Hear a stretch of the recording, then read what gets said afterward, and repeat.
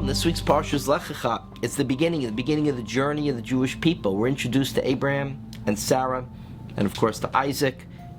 The journey of the Jewish people begins with a command from God to Abraham, Lecha. You have to go. Where? Lecha el haaretz asher areka. Go forth from this land where you live, from your father's house, your parents' house, to the land that I will show you. He doesn't tell him where he's going, but he tells him why he's going. Abraham is leaving, we know it to be Babylonia, to head to the land of Canaan for the following purpose. I will make of you a great nation. Now, what does it mean Abraham's going to be a great nation? There are two things involved. One, of course, is it's going to be like the sand of the sea, and we're going to be like this stars in the sky. Numerous. It's one of the promises. That one never happened. Jewish people were never numerous. But the blessing that God talks about, and I will bless you, the blessing has nothing to do with the size of the nation. The blessing is, I will make your name great, and you shall be a blessing. You will be a source of blessing to humanity. Now, what is it that Abraham and the Jewish people will bring to humanity that will result in blessing? Well, for the Torah, it's very clear. It's the belief in one God, monotheism. This is what made Abraham unique. You know the stories the rabbis tell about him breaking the idols. His insistence that there is one creator, there is one God, went against every culture in the world at that period of time. Judaism really is the first countercultural movement. It went against the idea of paganism, of many gods. Each nation has its own gods, the gods in conflict with each other, the conflict between good and evil gods, and mankind trying to satisfy the gods, manipulate the gods to do their will. Instead, Abraham talks about a partnership with the one creator. Now, why would this be a blessing to humanity? Because monotheism brings certain ideas to the world that are unique, that could create the kind of society and kind of blessing that we want to have bestowed upon us. Let me give you a few examples. I jotted them down so I make sure I don't miss anything.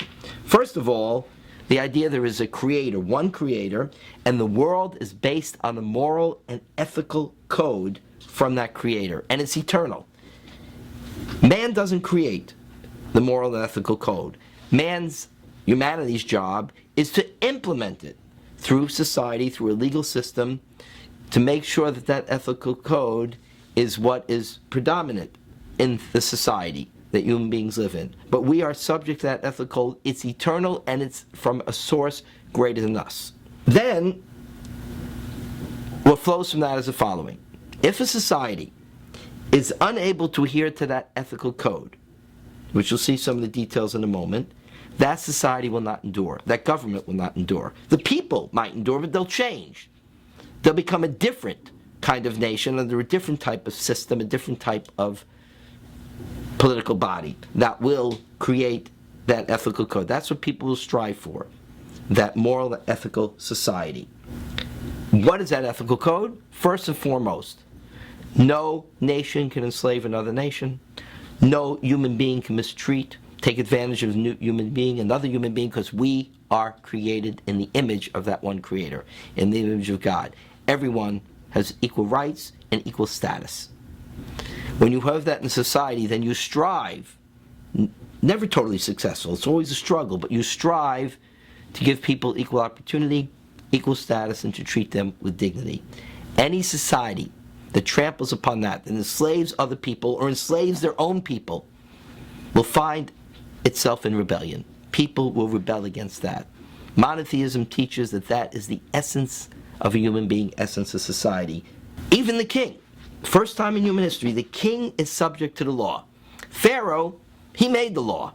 He wanted to enslave the people of Israel, not let them go. He made the law. In Israel, in monotheism, the king is there to enforce the law. The judges are there to implement and enforce the law. The king is subject to the rule of the one creator. The king is not God. How many governments, how many dictators have set themselves up as gods who dictate the law and who decide who lives and who dies, who is equal and who is not equal? And finally, do not abuse a stranger, the widow or the orphan. How many times does it say in the Torah, do not abuse the stranger, the widow, or the orphan? That's the weakest link in society. A society that does not protect its weakest link is a society that will begin to abuse, take advantage of, and enslave. That's why it says that Abraham will be a blessing.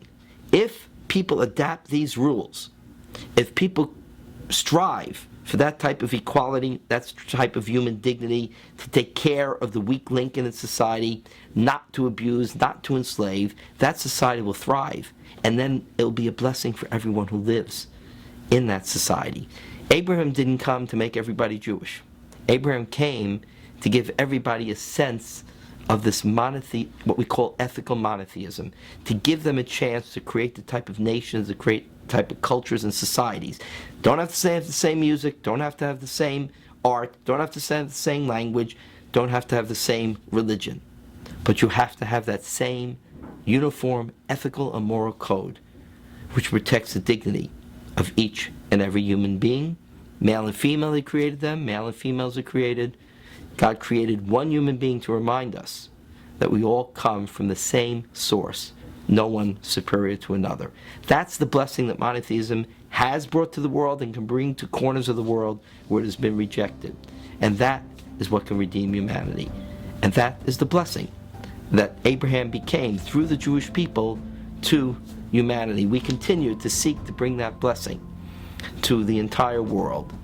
For that is the only way that we're going to reach a period of time of peace and serenity and cooperation amongst the nations. It all begins here, chapter 12, book of Genesis, when we're introduced to Avraham Avinu, Abraham, the father of the Jewish people, the one who brought monotheism to the world. A great gift, the greatest gift of all, I think, in human history. Shabbat Shalom. Enjoy the journey with Abraham and his descendants, that's us, as we go through his story in the weeks ahead.